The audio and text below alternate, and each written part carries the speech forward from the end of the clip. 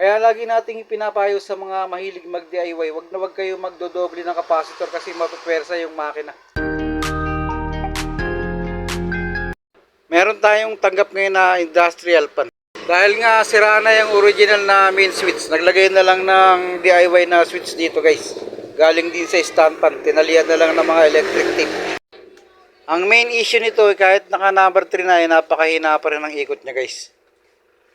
Dalawa ang pwede nating gawing paraan dito guys kung di magpapalit ng capacitor. At kung di naman siya lalakas sa capacitor, mapipilitan tayo magpalit ng stator. Pagbukas nga natin, napansin natin na napalitan na yung original na stator. Rewind na to guys. Kaya lang ang problema, naka-double yung kanyang capacitor.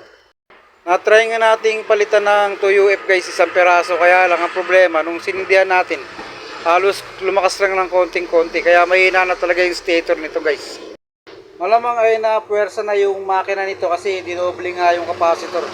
Kaya lagi nating ipinapayo sa mga mahilig mag-DIY, wag kayo magdodoble ng capacitor kasi mapupwersa yung makina.